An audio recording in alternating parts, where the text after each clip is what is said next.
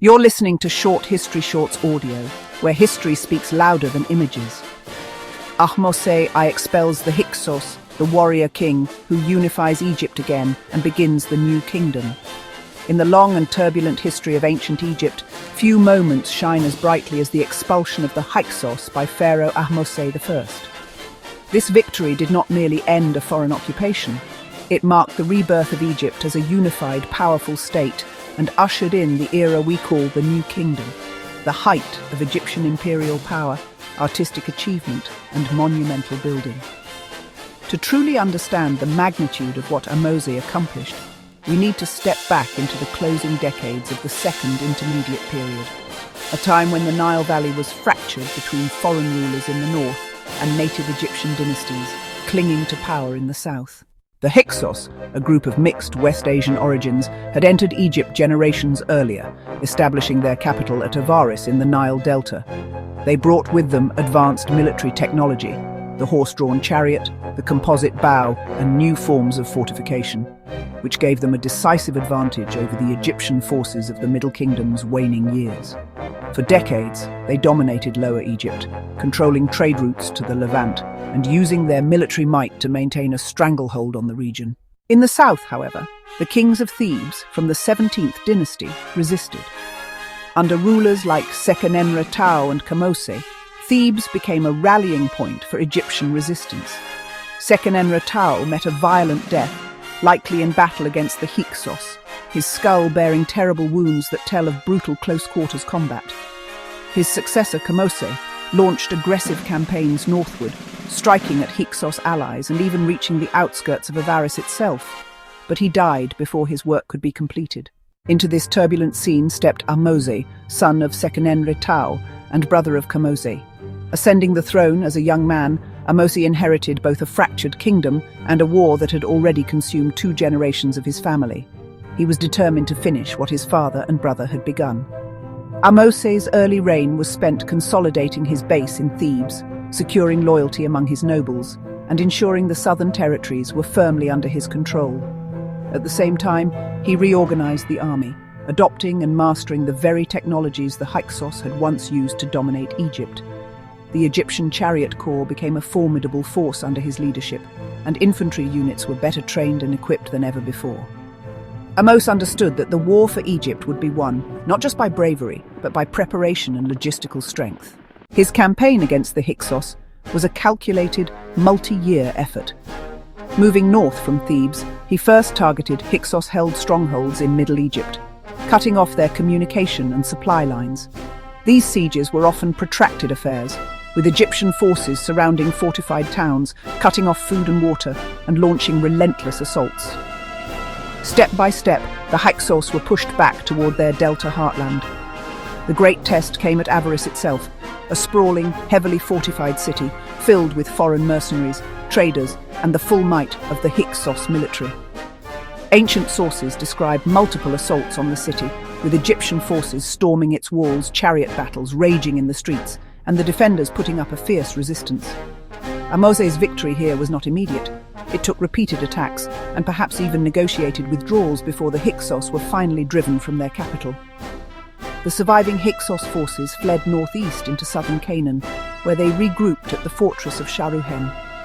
Ahmose, unwilling to allow them any chance of returning, pursued them into foreign territory, a bold move for an Egyptian ruler of the time.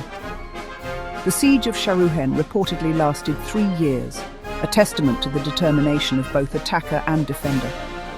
But in the end, the Egyptian forces prevailed, crushing the Hyksos power base once and for all. With their defeat, Egypt was once again united from the First Cataract in the south to the Mediterranean coast in the north. The expulsion of the Hyksos was more than a military victory. It was a psychological and cultural turning point. For generations, Egyptians had lived under the humiliation of foreign domination in their own land. Ahmose's triumph restored native rule, and with it, a renewed sense of identity and pride. The war had also transformed Egypt's military and foreign policy. No longer would the pharaohs be content to defend the Nile Valley's borders. The lesson of the Hyksos invasion was that threats could come from beyond Egypt's traditional sphere.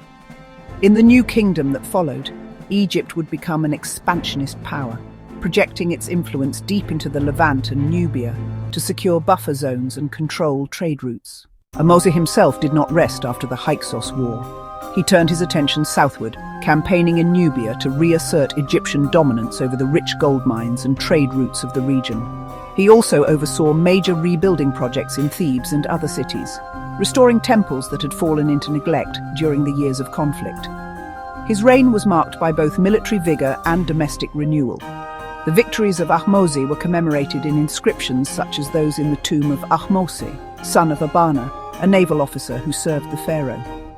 These records provide vivid details of the sieges, battles, and campaigns that defined this era, offering us a glimpse into the strategy, bravery, and relentless determination that fueled Egypt's resurgence. Ahmose's marriage to his sister, Ahmose Nefertari, helped solidify the royal line and set the stage for a stable dynasty. Ahmose Nefertari would become one of the most revered queens in Egyptian history, later deified and remembered for her piety and influence. Together they laid the foundations for the 18th dynasty, which would produce some of the most famous pharaohs in history: Hatshepsut, Thutmose III, Amenhotep III, Akhenaten, and Tutankhamun.